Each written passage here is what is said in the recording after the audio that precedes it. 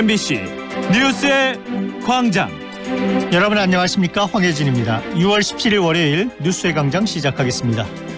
오늘 아침 주요 뉴스입니다. 남자 축구 사상 최초로 피파 주간대회 준우승을 차지한 우리 20세 이하 대표팀이 조금 뒤 인천공항으로 귀국합니다.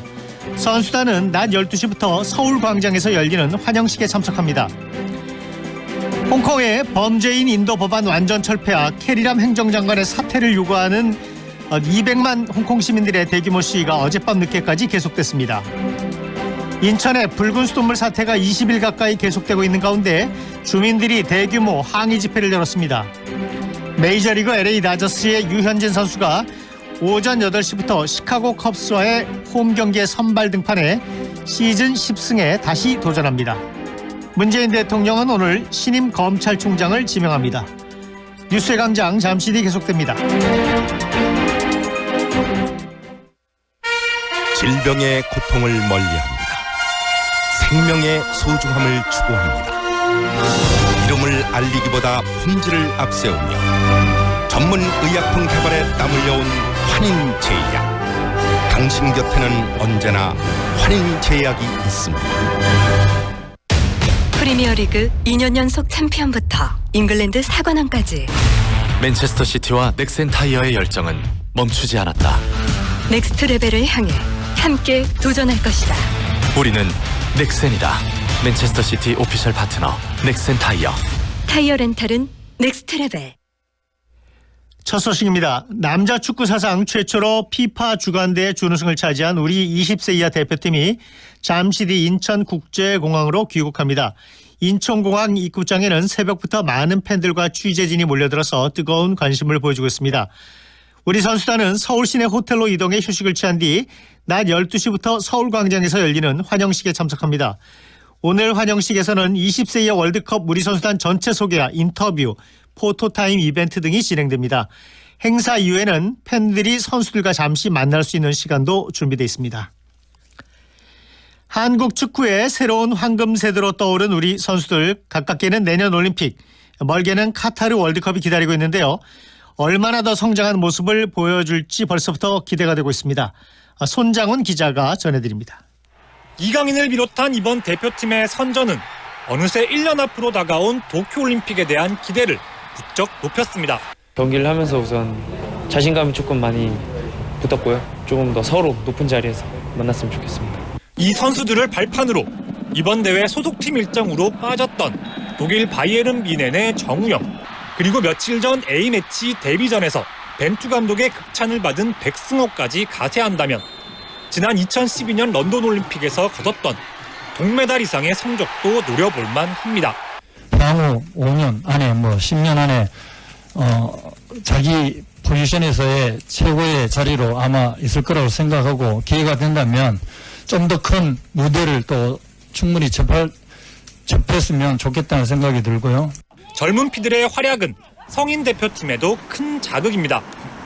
특히 이강인과 정우영, 백승호 등 가능성을 인정받은 한국 축구의 미래와 손흥민이 함께 펼치게 될 카타르 월드컵은 상상만으로도 흥분되는 꿈의 무대입니다. 발렌시아에서 훈련하고 경기 뛸 수 있는 것 자체가 그 선수의 능력이 있는 거라고 생각을 하기 때문에 강인이도 경기장에서 충분히 그 능력을 최대한 많이 보여주려고 노력하고 있는 것 같고, 빠르면 오는 9월 그 예고편을 미리 볼 수도 있습니다. 월드컵 지역 예선을 위한 대표팀 소집에 벌써부터 뜨거운 관심이 모아지고 있습니다. MBC 뉴스 손장훈입니다. 다음 뉴스입니다. 홍콩 정부가 중국으로의 범죄인 인도 법안 추진을 잠정 중단했지만 완전 철폐와 캐리람 행정장관의 사퇴를 요구하는 대규모 시위가 어젯밤 늦게까지 홍콩에서 계속됐습니다. 시위 참가자가 주최 측 추산 200만 명에 달할 정도로 홍콩 시민들의 분노가 치솟은 가운데 행정장관은 처음으로 공식 사과했습니다. 임현주 기자가 보도합니다. 홍콩 도심이 마치 검은 바다처럼 변했습니다. 범죄인 인도 법안의 완전한 철회와 캐리람 행정장관의 사퇴를 요구하며 검은 옷을 입은 시위대가 다시 거리로 나온 겁니다. 시민들은 휴대전화를 촛불 삼아 들고 어둠을 밝히며 자정이 넘어서까지 집회를 이어갔습니다. 집회 주최 측은 시위에 참여한 인원이 200만 명에 달한다고 밝혔습니다. 경찰 추산은 34만 명으로 차이가 크지만 주최 측 추산을 고려하면 홍콩인 10명 중 3명이 거리로 나온 역대 최대 규모의 시위입니다. 이렇게 시위 열기가 식지 않은 가운데 캐리람 행정장관은 어제 저녁 사과 성명을 발표했습니다. 많은 시민을 실망시킨 것에 대해서는 사과하면서도 시민들의 법안 철회와 자진 사퇴 요구는 수용하지 않았습니다. 한편 홍콩 정부청사 인근에선 지난 15일 정부의 법안 처리 무기한 연기 발표에 항의하며 고공 시위를 벌이다 숨진 희생자를 추모하는 애도의 발길이 끊이지 않았습니다. 홍콩 시민단체들은 오늘 예정됐던 총파업 집회를 취소하겠다고 밝혔습니다.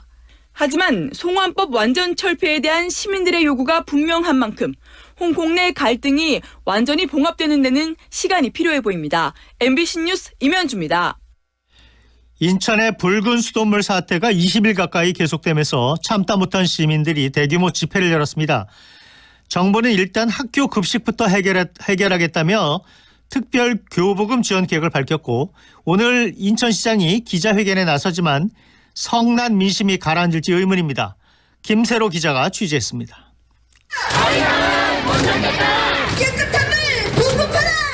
인천 서구에서 시작된 붉은 수돗물 사태가 영종도에 이어 강화도까지 확산하자 피해 지역 주민 2천여 명이 거리로 나왔습니다.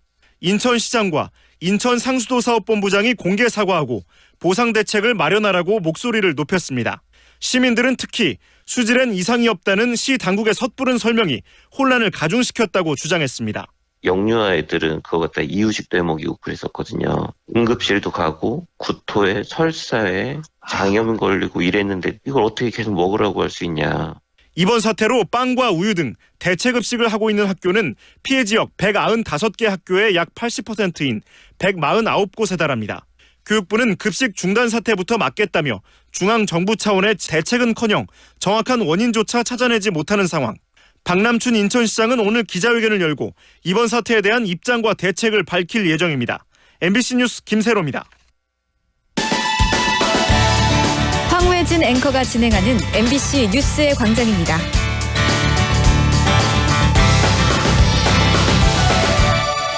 지난 주말에도 여야 교섭단체 3당은 국회 정상화 협상에 실패했습니다. 결국 바른미래당이 더 이상 중재는 없다면서 6월 국회를 단독 소집하기로 했는데요. 일단 한국당을 제외한 여야 사당이 국회를 열 것으로 보입니다. 오현석 기자입니다. 중재자를 자임했던 바른미래당 오신환 원내대표가 결국 협상 결렬을 선언했습니다. 제가 중재하는 것은 여기까지 끝이에요. 이제는 한쪽이 양보하든지 아니 한쪽이 내용을 조금 수정 처리하든지. 정말 추경이 필요한지 경제청문회를 열어 따져보자는 한국당의 요구를 민주당이 거부하면서 판이 깨졌다는 겁니다. 자신이 있다면 청문회부터 먼저 국민들에게 보여드리고 그 다음에 추경 심사에 돌입합시다. 다만 정치권에선 패스트트랙 관련 고소고발 철회 문제가 막판 쟁점이라는 말도 나오고 있습니다.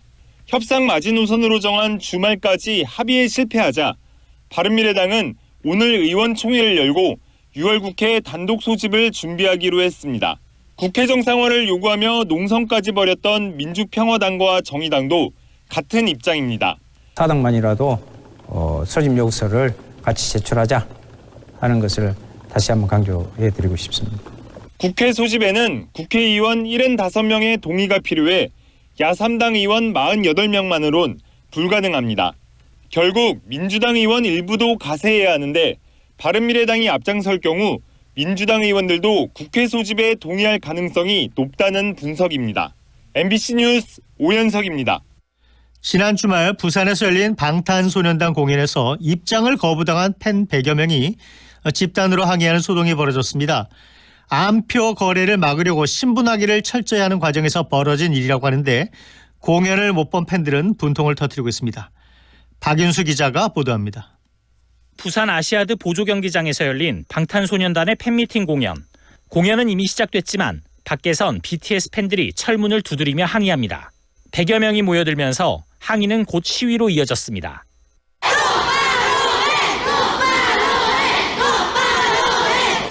이들 대부분은 학생 또는 미성년자 자녀를 둔 부모들. 실명 확인이 안 됐다는 이유로 공연장에 못 들어간다는 통보를 받자 집단으로 불만을 표출한 겁니다. 특히 중고등학생들은 종이 재질의 학생증이 위조나 변조 가능성이 있다는 이유로 입장을 거부당했다고 주장했습니다. 현장에서 갑자기 공지가 바뀌어서 종이 학생증 말고 가족 관계서랑 카드 학생증을 가져야 된다는 거예요. 저희 학교에서는 안 하거든요. 그렇게 2시간 넘게 공연장 밖에서 입장과 티켓 환불을 요구했지만 어느 하나도 받아들여지지 않았습니다. 새벽부터 계속 준비를 했었거든요. 아침부터 계속 어머니 아버지 깨워가지고 준비했는데 다 물거품 된 느낌? 이에 대해 BTS 소속사인 빅히트 엔터테인먼트는 안표 거래를 차단하기 위해 신분 확인을 철저히 하는 과정에서 발생한 일이라고 해명했습니다. 또 그동안 인터넷 공지문 등을 통해 신분 확인 절차를 충분히 고지한 만큼 별도의 보상도 없다고 밝혔습니다. MBC 뉴스 박윤수입니다.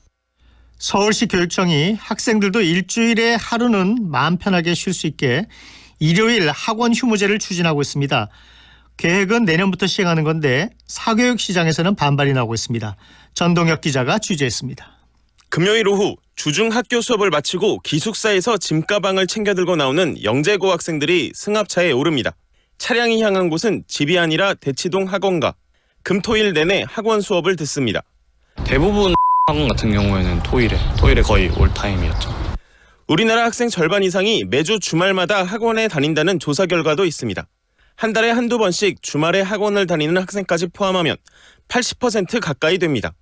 서울시 교육청은 최근 산하기관에 일요일 학원 휴무제에 대한 정책 타당성과 법제화 방식을 연구해보라고 용역을 맡겼습니다.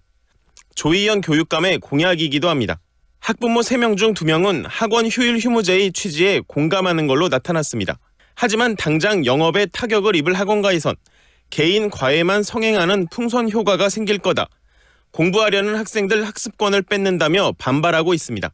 주말에 이제 학원을 통해 가지고 자신의 부족한 부분을 많이 메꾸는 그런 시간으로 이제 활용했는데 그 하루를 이제 뺀다는 것은 일주일에 하루가 아니라 토일 중에 하루, 그러니까 이제 50%를 다 뺏게끔. 강남 학생들만 유리한 정책이란 비판도 있습니다. 대치동에서 여기 강사 선생님들 만날 수 있는 기회가 주말밖에는 없거든요. 대치동에 살지 않는 학생들한테는 피해가 가는 거라고 생각을 해요. 학원 심야 교습을 금지할 때와 같은 사교육계 반발과 난관이 예상되는 가운데 서울시 교육청은 올해 실태조사와 연구를 거쳐 서울에서만 하는 조례 개정이든 전국에서 시행하는 법률 개정이든 내년엔 시행하겠다는 계획입니다. MBC 뉴스 전동혁입니다. 이어서 간추린 뉴스 이하나 리포터가 전해드립니다. 문재인 대통령은 오늘 박상기 법무부 장관으로부터 검찰총장 후보자에 대한 임명을 제청받습니다.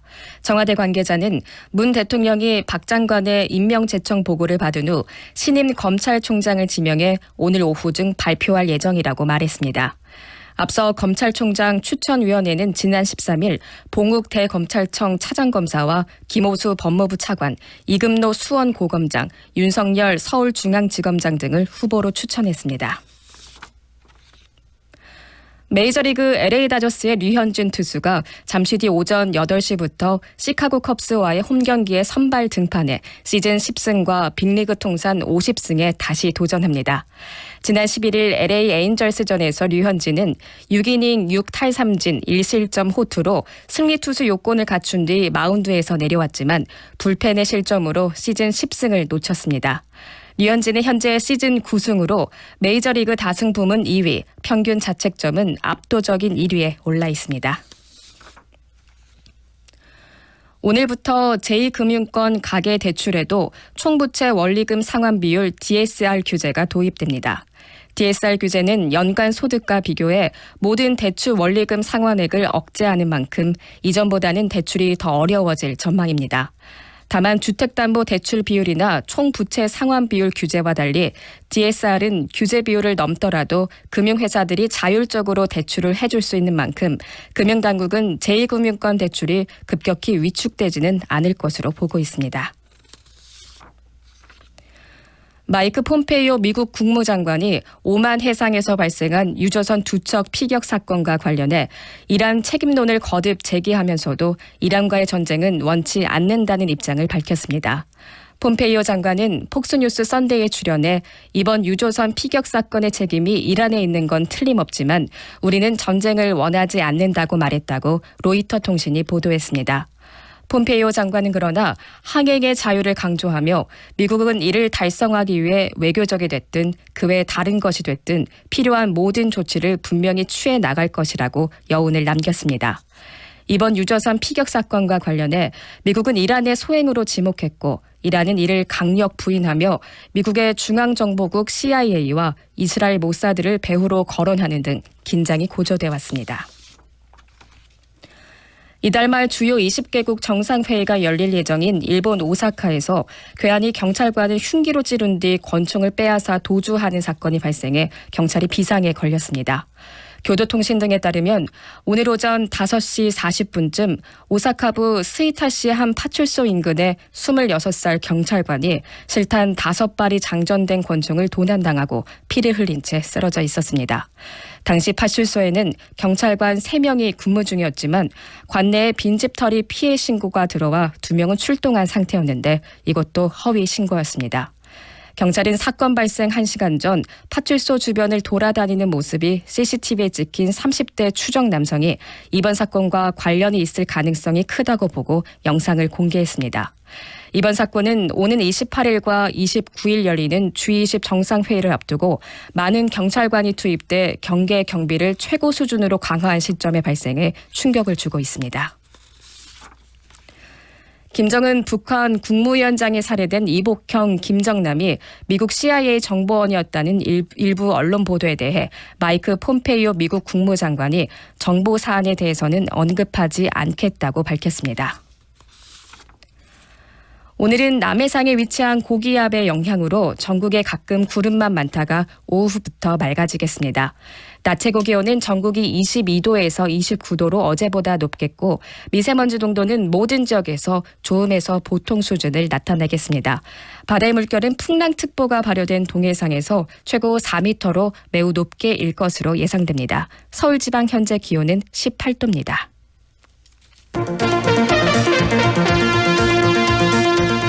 네, 월요일 뉴스의 광장 여기서 마치겠습니다. 함께해 주신 청취자 여러분 고맙습니다.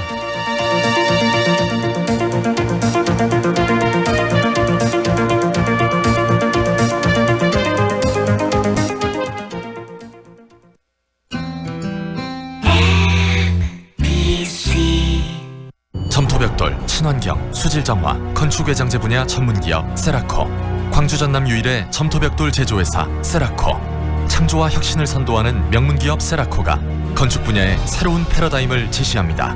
고객과 함께 행복한 내일을 건설해 나가겠습니다. 나주 061-331-9000번 세라코. 가드레일, 중앙분리대, 교량난간, 방음판 전문 제조기업 가스코. 전 임직원이 장인정신과 사명감으로 안전한 도로 환경을 만들기 위해 최선을 다하겠습니다. 창조와 혁신을 주도하며 고객에게 신뢰받는 기업 가스코가 해내겠습니다. 화순 061-370-2056. 무등산 아이파크 이후 광주에 찾아오는 또 하나의 아이파크. 더 높아진 기대만큼 더 빛나는 가치로 광주 화정의 화려한 변화가 시작됩니다. 아이파크로 빛나는 광주의 화려한 변화. 광주 화정 아이파크. 5월 오픈 예정. 문의 062-351-7701. HDC 현대산업개발.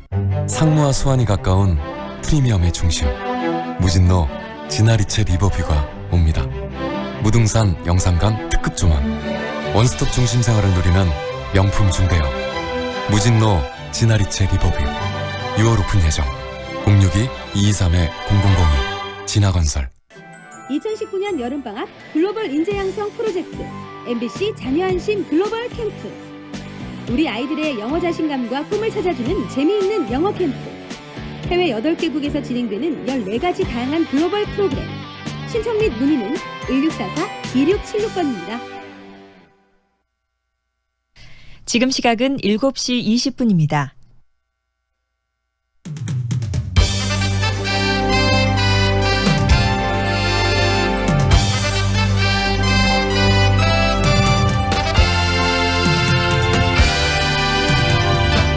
황동현의 시선 집중. 여러분 안녕하십니까? 황동현입니다. 세계 변방에서 중심으로 이 대한민국 축구 이야기인데요. 2002 한일 월드컵에서 4강 신화를 이뤘던 대한민국 축구.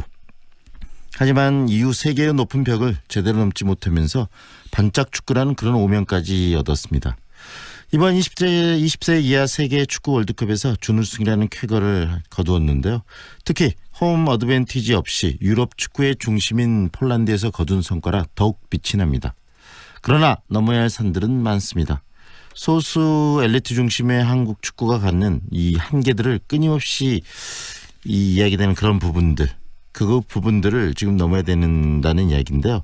이번에 성과가 계속 이어질 수 있도록 보다 체계적이고 전문적인 그런 시스템의 도입도 중요해 보입니다. 한국 축구계의 가장 큰 병폐로 이야기되어 온 인맥과 학연 중심의 선수 선발과 축구협회 운영에 대한 근본적 개혁도 필요해 보입니다. 황동현의 시선 집중 시작합니다.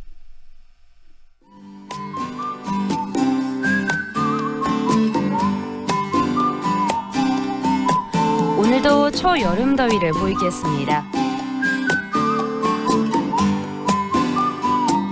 현재 전국에 구름이 많은 모습인데요. 오후부터는 구름 양이 줄면서 하늘이 차차 맑아지겠고요. 공기도 깨끗하겠습니다. 전국의 미세먼지 농도가 좋음에서 보통 단계를 보이겠는데요. 이번 주 초반에는 초여름 더위 속에 비나 소나기 예보가 닿습니다. 내일 오후 경기 북부를 시작으로 밤에는 서울 등 그 밖의 중부지방에 비가 확대되겠습니다. 모레 새벽에 비가 그치지만 모레 오후에는 대기 불안정으로 내일 곳곳에 소나기가 오겠고요. 이후 주말까지 막다가 일요일쯤 전국에 비가 내리겠습니다. 현재 광주의 기온은 18도, 습도는 98%입니다.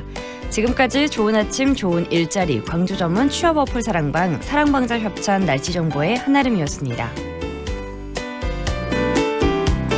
뉴스 골라주는 남자 김두식 아나운서가 골라온 뉴스로 오늘 황동인의 시선 집중 문을 열겠습니다. 안녕하세요. 네, 안녕하십니까. 첫 번째로 골라온 뉴스 전해주시죠. 네, 50일 가까이 문을 닫고 있는 이번 20대 국회는 사상 최악의 식물국회라는 오명을 쓸 것으로 보입니다. 2만 건이 넘는 법안이 발의가 돼 있지만 처리된 건 채 30%가 되지 않고요. 법안 처리를 위해서 본회의가 열린 것이 단 3차례뿐이었던 것으로 드러났습니다. 이런 빈손 국회에도 의원들은 꼬박꼬박 세비를 챙기고 있어서 단순 계산으로 의원들은 올해 본회의 한 번 참석할 때마다 2,300만 원씩을 받아간 것으로 나타났습니다. 참 안타까운 현실인데요. 네. 어제는 나경원 자유한국당 원내대표가 뜬금없이 경제청문회를 또 이야기를 했습니다. 그렇습니다. 나 원내대표는 어제 오전 기자회견을 열어 추경심사에 앞서 경제청문회를 통해 위기의 원인을 짚어야 한다. 정확한 원인을 규명하고 나면 어떤 성격의 추경이 필요한지 합의할 수 있다라고 이야기를 했습니다. 민주당과 바른미래당은 너무나 뜬금없다. 패스트트랙과 정계, 사개특위 연장에 대한 논의가 일단락되어 가니까 갑자기 경제청문회를 이야기한다. 협상을 깨는 것이 협상의 목표인가? 라고 이 청문회를 사실상 거부했는데요. 네네. 이에 나 원내대표는 정부와 여당은 소득주도 성장에 문제가 없다고 하지 않나. 문제가 없다면 왜 청문회를 못 받겠다는 것이냐라고 되받아치기도 했습니다. 이처럼 한국당이 갑자기 경제청문회를 밀어붙이는 건 경제 실정 프레임으로 내년 총선 전까지 정부와 여당을 몰아갈 수 있다고 판단했기 때문으로 보이는데요. 더불어민주당 이인영 원내대표와 한국당의 나 원내대표 간의 중재 역할을 해온 바른미래당 오신환 원내대표는 어제 기자들과 만나서 제가 봐서는 협상이 깨졌다. 이번 주 내로 다른 당 의원들과 함께 6월 국회 문을 열 단독 소집 요구서를 내도록 하겠다라고 밝혔습니다. 네. 하지만 한국당을 제외한 여야 4당의 국회 소집이 추진될 경우 한국당의 거센 반발이 불보듯 뻔해서 한동안 국회 공전은 불가피할 전망입니다. 두 번째로 골라온 뉴스는 어떤 뉴스입니까? 네, 우리나라를 대표하는 연예 기획사 YG 엔터테인먼트 관한 뉴스입니다. 이 YG가 소속 연예인들의 잇따른 마약 사건으로 끝없이 추락을 하고 있는데요. 연예 지망생이었던 한서희 씨는 지난주 금요일 양현석 총괄 대표가 직접 나서서 소속 아이돌 그룹 아이콘의 멤버인 BI의 마약 수사를 무마하려고 했다고 주장을 했습니다.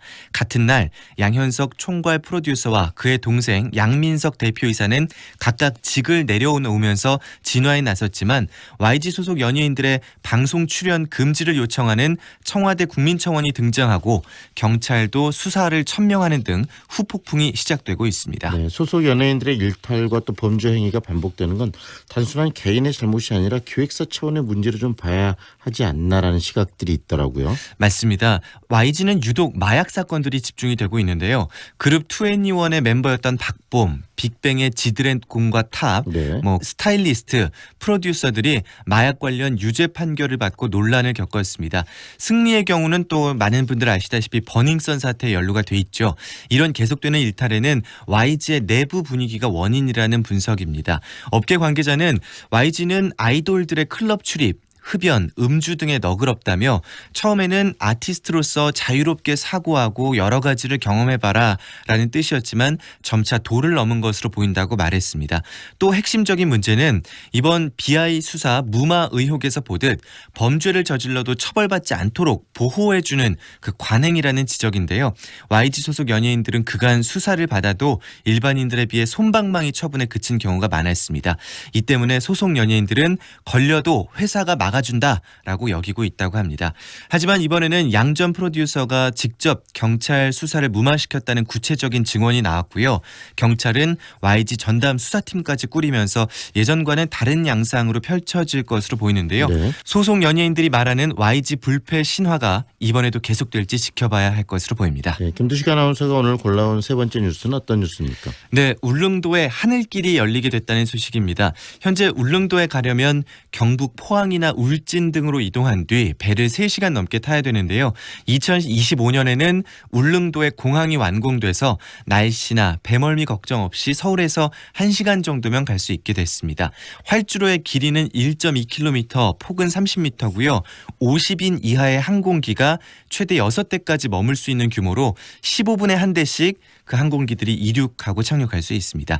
연간 30-40만 명 정도인 현재 관광객 수가 공항이 완공되면 100만 명을 넘길 수 있을 것으로 울릉도 측은 기대하고 있습니다. 네, 울릉공항 이야기를 들으니까요. 우리 지역 흑산공항 건설 상황은 어떤지가 좀 궁금해지는데 그 부분도 정리해 주시죠. 네, 흑산공항은 당초 2020년 개항 예정이었는데요. 앞서 말씀드린 울릉공항과 규모 면에서 거의 비슷합니다. 섬 주민들의 생활권 보장과 관광 활성화를 위해서 국가 정책에 반영이 됐고 또 항공기 안전이나 경제성에는 문제가 없다고 이미 결론이 내려진 사안입니다. 하지만 환경부 국립공원위원회에서 환경 파괴를 주장하는 위원들의 반대에 막혀서 지지부진하고 있는데요. 최근 신안군과 전라남도는 흑산공항으로 개발되는 면적만큼 다른 섬, 그러니까 가거도, 만제도, 하태도 등의 일부를 국립공원으로 지정해서 관리하겠다라는 대안을 제시했습니다. 올 하반기 환경부 국립공원위원회에 이와 관련한 재심을 신청할 계획이라고 하는데요. 철새보다는 사람이 먼저다라는 구호를 외치고 있는 주민들의 수건 사업이 올 하반기에는 잘 풀릴 수 있을지 기다려집니다. 네, 오늘 여기까지 듣겠습니다. 고맙습니다. 고맙습니다.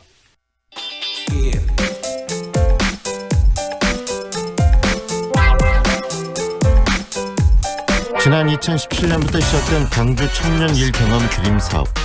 지난주 불투명하게 2월된 6억 원이라는 금액과 개선점에 대한 내용으로 일경험 드림 사업에 대한 이야기를 했었는데요.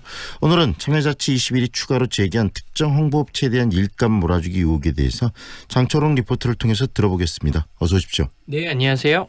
먼저 참여자치 21이 어떤 단체인지 또 어떤 내용에 대한 의혹을 제기한 상황인지 들려주시겠습니까? 네, 참여자치 21은 참여와 자치를 통한 21세기 지역공동체 실현이라는 모토로 활동하고 있는 광주의 시민단체입니다. 다양한 지역의 현안을 가지고 목소리를 내고 있는데요. 지난해부터 일경험 드림 사업의 홍보업체 일감 몰아주기에 대한 내용으로 논평을 냈고 올해 초 같은 내용으로 감사위원회 감사를 요청한 상황입니다. 일경험 드림 사업에 대한 운영 방식에 대해서 먼저 설명이 좀 필요할 것 같은데요. 네, 간단하게 설명을 드리자면 일경험 드림 사업은 드림 청년이라고 표현하는 청년과 드림토로 표현하는 사업장 간의 매칭 프로그램입니다. 드림 청년들은 드림 사업을 통해서 하루 5시간씩 주 5일 총 25시간의 업무 경험과 급여를 5달간 제공받고 사업장에서는 드림 청년에 대한 인건비를 지원받는 형식입니다. 드림토 또한 무작위 지원이 아닌 공공기관형, 공익활동형, 기업형, 사회복지형, 사회적 경제형, 청년 창업형까지 총 6개의 지원기관으로 나뉘어서 진행이 되는데요. 이 6개의 분야의 지원기관들을 만나고 또 의견을 수렴하는 역할이 필요하다 라고 판단해서 통합지원기관을 세웠고 그 통합지원기관으로는 전남대학교 산업협력단이 운영을 하고 있는 상황입니다. 1경험 드림 사업에 참여하는 드림 청년과 드림터 그리고 그 드림터를 지원하는 또 6개 분야의 기관들의 연구를 지원하고 통합 관리하는 통합지원기관이 있다라는 이야기인데 굉장히 좀 복잡한 이렇게 그 조직들이 지금 운영이 되지 않는가라는 생각도 드는데 그렇다면 이 참여자치 21에서 주로 문제를 제기한 의혹은 어떤 겁니까? 네, 지난 2017년부터 1경험 드림 사업이 진행이 됐고 그 다음해인 2018년부터 드림터 관리를 지원할 통합지원기관이 생겼는데 그 통합지원기관이 업무를 진행하면서 홍보 업무를 담당한 홍보업체를 선정하고 업무를 진행하는 과정 속에서 계약 방식에 대한 문제가 있다. 또 업무를 진행하는 과정 속에서 예산 쪼개기와 일감 몰아주기를 통해 과다한 홍보비가 지출됐다라는 겁니다. 네. 이에 대한 논평을 제공한 청년정책 네트워크 한지성 대표의 인터뷰를 통해서 어떤 의혹이 제기되고 있는 상황인지 들어보겠습니다.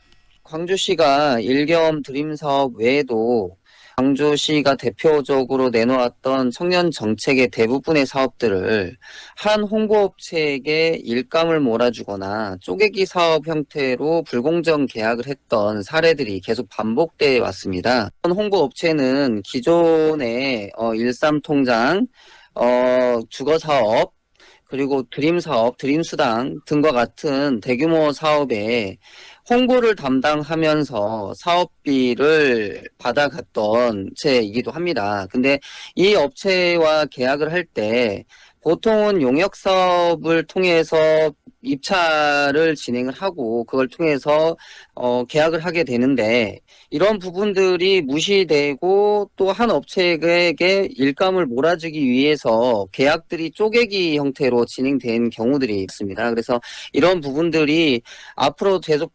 반복되지 않도록 논평을 내게 되었습니다.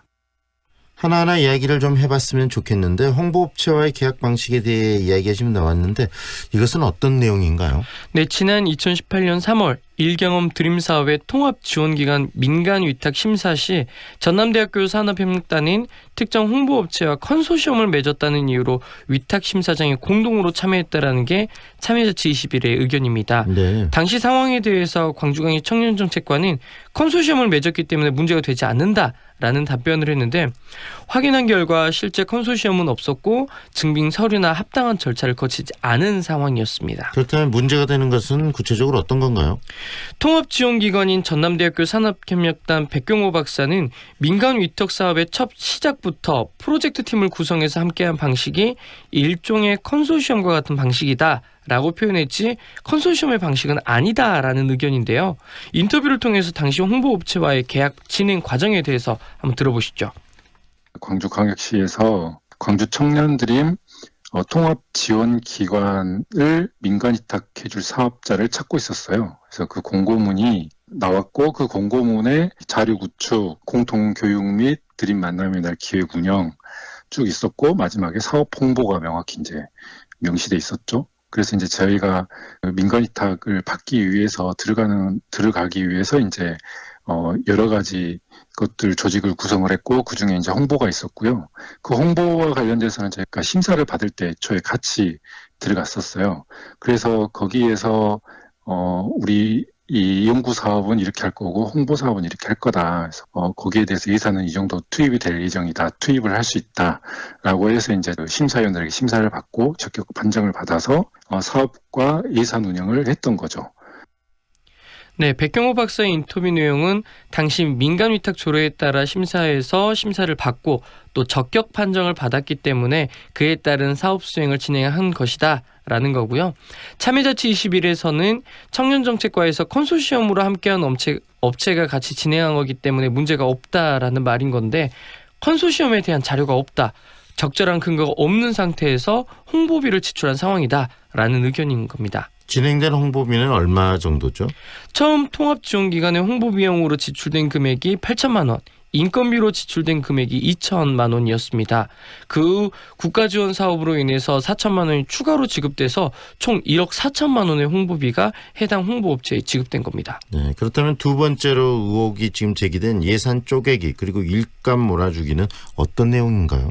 네, 참여자치 21의 주장에 따르면 당시 광주시 청년 사업에서 가장 큰 비중을 가지고 있던 청년 드림의 통합 홈페이지 및 SNS 홍보에 각 사업의 민간 위탁 기관을 통해서 독점적으로 몰아줬다라는 내용입니다.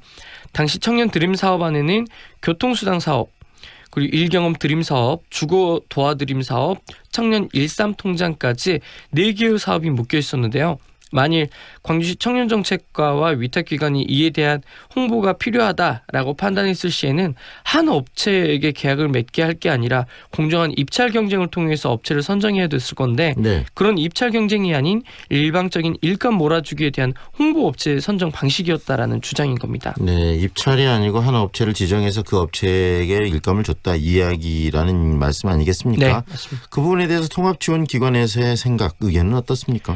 통합지원기관에서는 민간위탁 조례에 따른 사업 내용에 대해서 명확하게 지시를 한 상황이고 예산에 대해서도 추가적인 문제 없이 집행을 했다라는 의견인데요. 계속해서 백경호 박사의 인터뷰 들어보시죠. 온라인 홍보와 관련해서는 홈페이지, 블로그를 포함한 SNS, 그다음에 중요하게 카카오톡 플러스 친구 운영 이 4가지와 관련해서 콘텐츠를 업로드하고 콘텐츠를 관리하고 청년들이 실시간으로 질문을 하면 그에 대해서 실시간으로 답변해주고 이 업무를 명확히 시켰고요. 심사 받을 때 예산과 교부시청서에 교부를 할 때 이 정도 예산이 투여되겠습니다라고 교부 신청을 했고 거기에 대해서 승인을 받고 그것에 대해서만 예산 집행을 했지 시의 어떤 그 승인이나 허락 없이 임의적으로 집행했던 내용은 전혀 없고요. 그것과 관련해서는 2018년 저희가 회계감사를 받게 돼 있습니다. 그 회계감사를 외부 기관으로부터 회계감사를 받고 회계감사를 받았던 외부 회계법인에서도 전혀 문제가 되지 않는다라는 그 회계감사 결과 보고서를 저희 또한 받은 바가 있고요. 그거를 지금 저희는 시에 정산 보고를 했습니다. 참여자치 21이 갖고 있는 의혹 제기 부분 그리고 또 통합지원기관이 그 의혹에 대한 생각 이게 굉장히 차이가 많이 나는데요. 이 부분에 대한 합리적인 지금 답을 줘야 될 시점이 아닌가 싶네요. 네, 맞습니다. 저 또한 인터뷰를 진행하면서 서로 바라보는 시선이 많이 다르구나라는 생각을 했었는데요. 민간위탁 조례에 따른 과정을 성실하게 임했다라고 말하는 통합지원기관과 그 과정에서의 문제가 있었다라고 하는 시민단체의 의견이었습니다. 사실 이 문제를 제기하는 것만으로 또 그 여러 사람의 노력으로 진행하는 일경험 드림 사업이 차질이 생길 수도 있겠다라고 생각을 했습니다만 이게 감사의 결과 그리고 또 과정을 통해서 공정하고 투명한 정책 집행을 해야만 우리 또 청년들의 신뢰를 회복하고 진정으로 광주의 청년들을 위한 길이 되지 않을까라는 생각이 듭니다. 네, 광주시가 제대로 이 부분에 대해서 좀 밝혀야 되겠네요. 여기까지 듣겠습니다. 수고하셨습니다. 네, 감사합니다. 여기까지 장철웅 리포터와 함께했습니다. Feelings between the sheets. Why am I caressing my mama's knees? 세상을 보는 지역의 눈. 여러분은 지금 황동현의 시선 집중과 함께하고 있습니다. 우리 사회의 이슈를 문화의 창을 통해서 들여다봅니다. 김성수 문화평론가 연결하겠습니다. 안녕하세요. 안녕하세요. 김성수입니다. 네, 사상 최초의 U20 월드컵 대회 결승 진출. 결국 준우승으로 끝났지만 아낌없는 박수가 쏟아지고 있습니다. 이번 대회의 준우승 정말 큰 의미가 있는 거 아니겠습니까? 그렇습니다. U20이라고 하지만 그래도 월드컵 대회입니다. 이 월드컵 대회는 피파가 주관하는 그야말로 세계 최고의 그 선수들을 가리는 그런 대회인데 거기서 아시아권에서는 지금 두 번째로 그 준우승을 갖다 차지한 것인데요. 네. 이 준우승 자체도 정말 우리 축구 사상 처음 있는 일이지만, 근데 이번에 또 골든볼까지 갖고 왔어요. 네네. 이 골든볼이라고 하는 것은 최고의 선수에게 주는 MVP를 네. 말하는 건데요. 그런데 지금 그 이강인 선수가 그 우승팀도 아닌 준우승 팀이었음에도 불구하고 그리고 정말 상대 팀의 쟁쟁한 그런 그 또 선수들이 있었죠. 키플레이어가 네네. 있었거든요. 그럼에도 불구하고 골든볼을 그것도 18살에서 네. 그 메시 이래로 13년 만에 이런 그 골든볼을 갖다 수상을 한 거거든요. 그러니까 그 자체도 어마어마한 기록이라고 볼 수 있습니다. 그야말로 피파 국제축구연맹이 이강인 선수는 최고의 선수다라고 인정을 했고 또 한국 팀이 이 동아시아의 최초의 그 아시아 대륙의 최강의 그런 팀이다라고 하는 것을 인정을 했기 때문에 뭐 미래가 밝다는 것을 전 세계적으로 그냥 공인받았다 이렇게 보시면 될 것 같습니다. 네, 이번에 이 멋진 결과를 놓고 다양한 분석들이 지금 진행되고 있지만 우리 평론가께서는 리더십 시각에서 근원적인 변화가 이런 기적을 일궜다 이렇게 지금 언론톡에서 이야기하고 계시고 하시는데 그게 어떤 이야기입니까? 자, 우리가 1983년에 4강 진화를 이룩했죠. 네. 그때 당시에 그 박종환 감독은 네네. 선수들이 실수를 할 때마다 주먹을 내밀고 있었습니다. 그것은 와가지고 머리를 부딪히라는 얘기죠. 네. 이렇게 강압적이고 어떻게 보면 서열 아래서 이제 획일적으로 습득한 그런 그 기술들이 나름대로 성적을 거뒀던 게 83년도에 4강 진화였습니다. 네. 그런데 지금 이 정종용 감독이 이끄는 그 U20 팀 같은 경우는요, 훈련을 할 때 전부 음악을 틀어놓고 훈련을 하고, 휴대폰을 전부 자유롭게 갖고 다니고요. 자유 시간이 꽤 많이 주어지는데도 그 자유 시간을 갖다 코치들이 터치를 하지 않습니다. 네. 심지어는 각 선수들이 어떤 문제가 있다고 한다면 마치 그 특급 지원단처럼 달려가서 뭐 신체적인 어떤 문제가 있다 그러면은 그 트레이너들이 그리고 또 정서적인 문제가 있다면 그것도 역시 그 전문적인 상담들을 통해 가지고서 풀어주는 그런 모습들을 갖다 보이거든요. 네. 이것은 그야말로 리더십의 그 본질이 바뀌었다는 겁니다. 서열 문화에서부터 나오는 수직적인 리더십은 이제 끝났습니다. 실제로 카리스마를 가지고 감독이 원하는 축구를 선수들에게 습득시키는 그런 그 리더십이 아니라 선수들의 상황을 정확하게 체크해서 이 선수들의 조합 중에 가장 어울리는 전술이 무엇인지를 찾아내는 그런 수평적 눈높이 리더십이 성공을 했다는 것이고요. 네. 이러다 보니까 모든 선수들의 각자의 자기 역할들이 있어요. 그러니까 원팀이 자연스럽게 될 수밖에 없는 거예요. 네. 무의미하게 경쟁을 시켜서 그들로부터 베스트 중에 베스트를 끌어내려고 하는 그런 식의 그 서열주의식 1등서부터 10, 네. 뭐 21등까지를 나누잖아요. 그래서 컨디션이 좋은 11명을 뭐 집어넣는다 이런 식의 그 사고방식이 아닌 역할에 맞춰서 개인의 능력에 맞춰서 전술을 짜는 그런 맞춤식 리더십이 우리 사회에 필요하다는 걸 알려줬다는 것이죠. 네, 이 결국은 이런 수평적 리더십의 중심에 감독의 역할이 가장 중요했을 거 아니겠습니까? 그렇죠. 바로 이 정정용 감독의 역할이 이런 부분들을 이끌어냈을 텐데 정 감독은 어떻게 이런 수평적 리더십을 익히고 또 실행을 했을까요? 그러니까 본인 그대로 본인이 스스로가 흑수저 출신이었기 때문에 가능한 일입니다. 네. 뭐 요즘에는 자기가 흑수저라고 포장을 하시는 분들이 굉장히 많은데 네. 뭐 그 공항 검사를 하시고 이런 분들이 흑수저라고 하면 아무도 안 믿겠죠. 네. 그런데 그 정종용 감독 같은 경우는 연고대로 상징되는 명문대 출신이 아닙니다. 그리고 프로축구 선수 경력도 없어요. 마지막 경력이 실업팀 이랜드 푸마로 알고 있는데요. 네. 그것도 부상 때문에 29살이라고 하는 한창 때 선수 생활을 끝내게 됩니다. 국가대표 선수 한 번도 한 적이 없습니다. 그런데 이런 짧은 선수 생활이 오히려 감독을 착실히 준비할 수 있는 시간을 벌어주었는데 대학원에서 생리학 박사까지 땄어요. 그러니까 이거는 뭐 그만큼 치밀하게 준비했다라는 말도 되지만 그만큼 불러주는 사람이 없었다는 말도 됩니다. 10년 동안 준비를 한 거예요.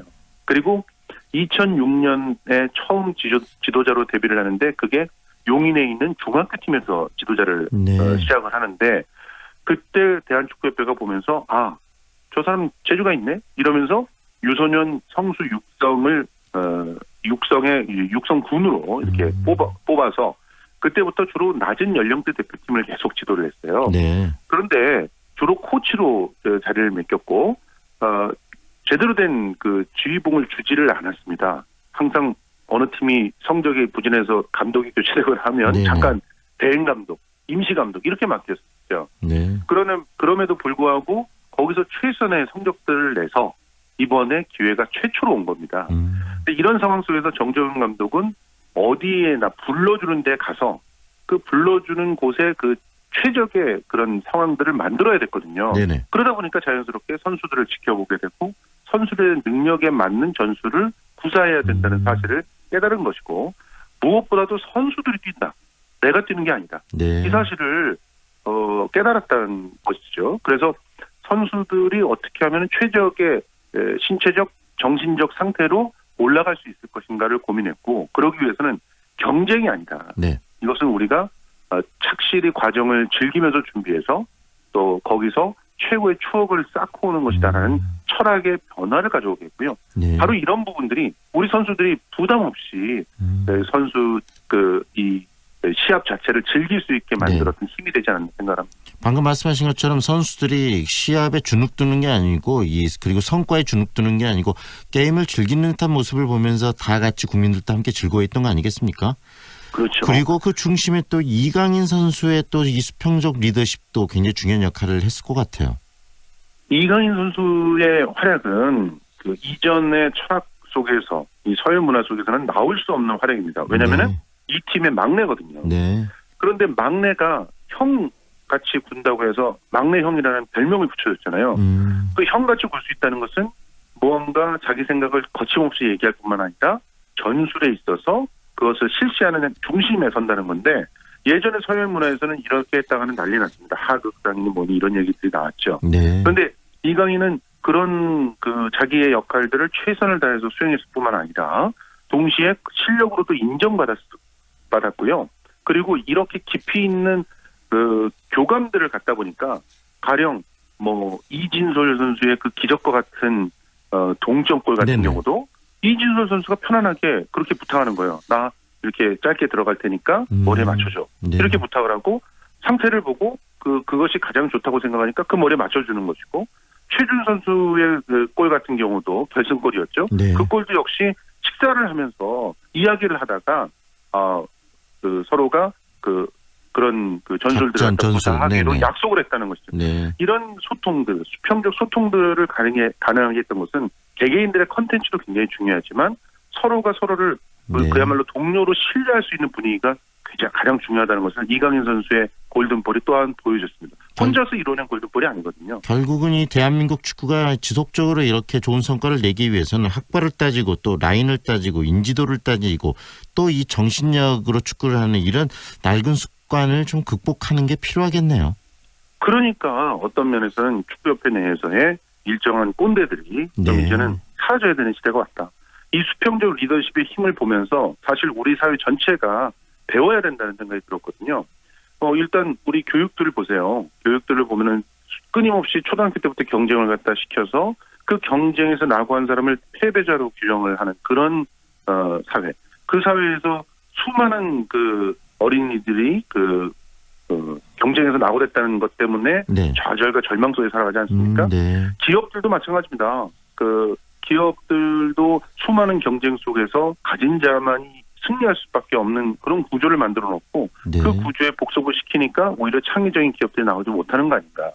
그래서 이 U20 월드컵 대표팀의 리더십을 통해서 우리 사회가 전반적으로 성찰을 해야 되는 시기가 아닌가 하는 생각이 들었습니다. 2002년 월드컵도 이 히딩크 감독의 이런 수평적 리더십이 성과를 냈음을 알았음에도 불구하고 그것을 지속적으로 우리가 수용하지 못했는데 이번에는 그런 부분들을 좀 수용을 해서 좋은 성과를 지속시키는 그런 고민이 필요할 시점이 아닌가라는 생각이 듭니다. 예, 그렇습니다. 그런 측면에서 이제 언론들의 역할도 굉장히 중요하다고 생각하는데요. 이렇게 이미 검증된 그래서 이 2002년서부터 박항서 감독서부터 지금 계속 성공하고 있는 그런 지도자들이 얼마나 수평적 리더십을 갖고 있는지가 밝혀지고 있지 않습니까? 네네. 그럼 이게 사실상 우리 공동체를 이끌어가는 근본 원리가 돼야 된다는 것을 우리가 배워야 되는 것인데 이런 부분을 적극적으로 알리고 그리고 또 그것이 근본이 될 수 있게끔 감시하는 그런 시스템들이 좀 필요하거든요. 네네네. 시민들의 힘도 필요하지만 언론의 힘도 중요하다 이렇게 생각하고 있습니다. 네, 오늘 말씀 잘 들었습니다. 고맙습니다. 고맙습니다. 지금까지 김성수 문화평론가와 함께했습니다. 밖에서 듣는 경적 소리는 운전자가 듣는 것의 약 3배. 생각해봅시다. 오늘 하루 불필요한 클렉슨으로 누군가에게 스트레스를 준 건 아닌지. 아름다운 운전 문화 만들기 현대오일뱅크가 함께합니다. 주유소는 현대 오일뱅크. 과수나방도 저항성 관리 시대. 가수나방방방. 작용 기적이 독특한 나방 전문약. 가수나방방방. 가수나방방의 좋은 점. 빠른 섭식 정지로 작물 피해 최소화. 저항성 나방에도 우수한 효과. 과수나방들은 바로 과수나방방방. 가수나방방방. 경농이 만듭니다. 무등산 아이파크 이후 광주에 찾아오는 또 하나의 아이파크. 더 높아진 기대만큼 더 빛나는 가치로 광주 화정의 화려한 변화가 시작됩니다. 아이파크로 빛나는 광주의 화려한 변화. 광주 화정 아이파크. 5월 오픈 예정. 문의 062-351-7701. HDC 현대산업개발. 미래도의 일상은 작품이 됩니다. 중해공원과 비엔날레 문화라이프. 미래도의 입지는 예술이 됩니다. 우수한 교육 환경과 우남 재개발 프리미엄. 기대하세요. 6월 중해공원 모아 미래도의 프리미엄이 당신을 찾아갑니다. 062-372-2001. 모아 종합건설. 좁은 국토를 효율적으로 활용하여 에너지 영토를 넓혀가는 기업이 있습니다. 탑솔라. 생명의 가치를 높이고 미래의 변화를 준비합니다. 하늘의 태양을 땅의 태양으로. 탑솔라. 품격의 반하다. 복층 테라스 커뮤니티 단지 내 중앙공원이 있는 승원 펠리체니까. 가치에 설레다. 8년 전세형 고품격 명품 임대 아파트 승원 펠리체니까. 자부심이 다른 프리미엄 라이프 무한 승원 펠리체 에코파크 7월 오픈 예정. 1544-4448. 승원 펠리체. 5월 빌리브 트레비체의 이름으로 특별한 122분을 모십니다. 공원 속 상록회관 자리에 스카이브리지 커뮤니티 닥트인 파노라마 뷰까지. 광주에 없던 하이엔드 클래스. 세상의 부러움에 산다. 빌리브 트레비체. 062-367-1000번 신세계건설이 시공합니다. 송정역으로 어디든 빠르게 미래 가치의 오를 마지막 기회를 잡아라. 수촌 3차 국제미술회 7월 오픈. 8년 임대로 미래도 생활가치도 오래도록 누릴 수 있도록 수촌 3차 국제미술회가 또 한 번 당신을 찾아갑니다. 임대문의 광주 446의 5000번. 7월 수완을 더 빛나게 하는 이름. 명품 아파트 모아 엘가. 무등산 영산강 특급 조망. 지하철 2호선 예정. 신가 재개발 미래 가치까지 누리는 더 큰 수완의 완성. 모아 엘가 더 수완. 7월 오픈 예정. 514-1300 해림건설. 1부는 여기까지입니다. 잠시 후 광주 MC 라디오 칼럼과 아침 종합뉴스가 이어지고요. 황정은의 시선집중 2부와 3부는 8시 10분 다시 여러분과 함께하겠습니다.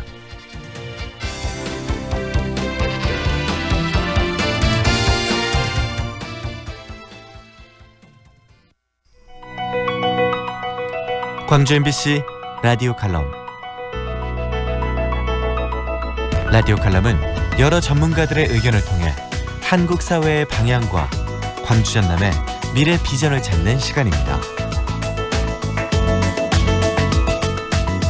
오늘은 예방하느라 호들갑을 떠는 안전한 나라라는 주제로 전라도닷컴 황풍년 편집장과 함께합니다.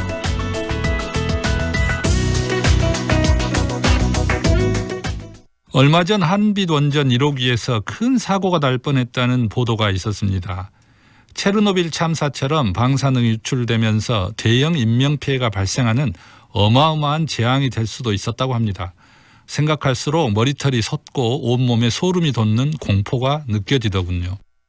좀 놀랍고 의아한 것은 그토록 엄청난 원전 참사가 발발 직전까지 갔다는데도 우리 사회가 그다지 놀라거나 흥분하지 않았다는 겁니다. 신문, 방송, 보도 내용도 대체로 심각하지는 않았고요. 사람들도 일어날 뻔만 했지 어차피 일어나지 않았으니 유난 떨 필요 없다 그런 정도였습니다. 그런데 저는 좀 무서운 생각이 들었습니다. 언제든 사고가 터져야만 온 나라가 발칵 뒤집히고 호들갑을 떠는 악순환이 반복되고 있기 때문입니다. 사고가 날 뻔한 아찔한 상황이야말로 더 엄중하게 보도를 하고 사회 구성원들이 놀라고 분노하고 책임 소재를 따지고 예방책을 요구하고 각 분야에서 방안을 내놓아야 하는 게 아니겠습니까? 몇 해 전 북유럽 어느 나라에서 경험한 일인데요. 그 나라의 유력한 매체들의 많은 기자들이 아주 중요한 발표를 기다린다는데 한국 언론과 뉴스에 익숙해진 제가 보기에는 무척 싱거운 일이었습니다. 해마다 정기적으로 아이들이 가지고 노는 장난감의 유해성 여부를 검사한 결과를 브리핑하는 자리였습니다. 결론은 기준치를 초과하는 장난감이 하나도 없다는 것이었는데요. 대체로 어느 해든 안전하다는 답이 나온답니다. 그런 걸 손꼽아 기다렸다가 일제히 주요 뉴스로 보도한다는 태도가 좀 한가해 보이기도 하면서 부럽기도 했습니다. 장난감을 물고 놀던 아이가 심각하게 탈이 났다거나 적어도 어떤 장난감은 기준치에 비해 높은 유해 성분이 나왔다거나 해야 기사거리도 되고 사람들이 반응하는 곳에서는 도무지 이해할 수 없는 문화였습니다. 비슷한 사례가 하나 더 있습니다. 전세버스를 타고 단체 여행 중이었는데 일정이 늦춰져 오후 6시쯤 식당에 도착했습니다. 이제 저녁밥을 먹고 나면 숙소로 가야 할 텐데 운전기사가 회사에 연락을 하고 허가를 받아야만 운행을 할 수 있다는 겁니다. 퇴근 시간 이후까지 연장 운행을 하려면 사전에 허가를 받거나 반드시 다른 기사로 교체를 해야 한다는 겁니다. 장시간 운행을 한 기사를 보호하고 또 승객의 안전을 위한 조치였습니다. 캄캄한 밤에 기사의 졸음운전으로 대형 사고가 나면 그때서야 요란을 떨다가 이내 잊고 마는 풍토가 못내 아쉽고 부끄러워졌습니다. 안전한 문화선진국이란 1년 내내 예방을 놓고 호들갑을 떠는 곳이로구나 하는 생각을 하게 되었습니다. 황풍년 편집장은 전라도 곳곳의 마을 풍경과 너른 들판, 갯벌에서 땀 흘려 일하는 어르신들을 기록하는 토종 잡지 전라도닷컴의 편집장 겸 발행인입니다. 또한 전국 지역 출판인들의 모임인 한국지역출판문화잡지연대 대표로서 해마다 지역 책들의 한마당, 한국지역도서전을 열고 있습니다.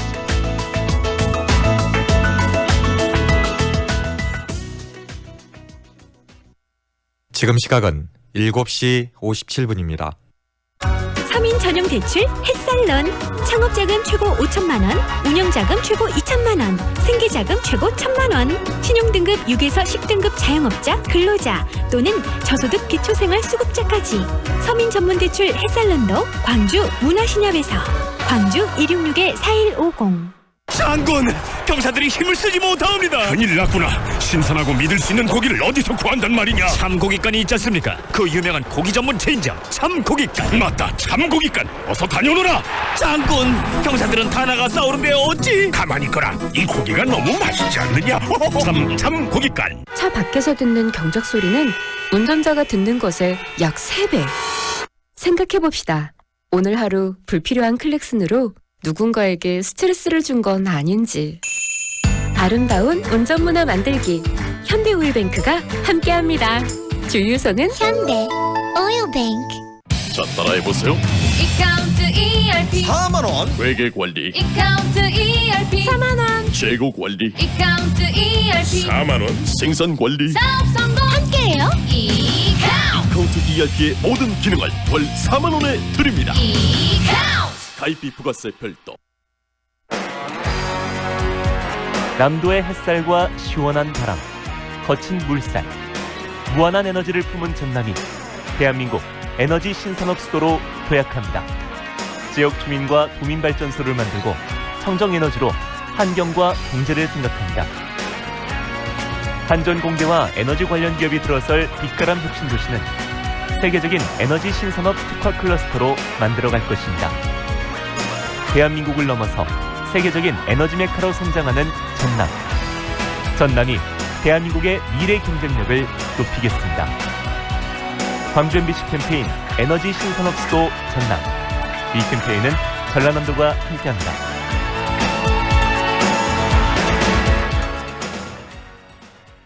요즘 피싱 참 교묘해. 나는 수사기관 사칭에 속고 이 차장은 저금리 대출인 줄 알고 속고 김대리는 가족인 줄 알고 당하고. 자자, 누구나 피해자가 될 수 있으니까 확실히 실천하자고. 피싱 예방 3천 의심하고 전화 끊고 확인하고 피싱을 피하자. 공익광고협의회. AM 819kHz, 표준 FM 93.9MHz, 광주 MBC 라디오입니다. HLCN. 2020 소렌토 탄생. 더 웅장해진 디자인. 디젤 엔진 기준 첨단 안전사양 기본화로 디자인과 안전성의 차원을 높이다. 기아 자동차 2020 소렌토가 8시를 알려드립니다.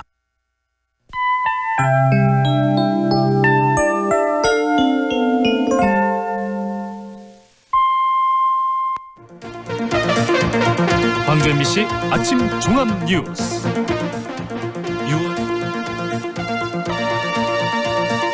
6월 17일 월요일 아침 종합 뉴스입니다. 친환경 전기자동차 보급이 늘고 있지만 충전을 방해하는 얌체 차량들 때문에 전기차 운전자들이 불편을 겪고 있습니다. 광주 민간공원 특례사업 우선협상 대상자 선정에서 탈락한 건설사가 무효 소송을 제기했지만 패소했습니다.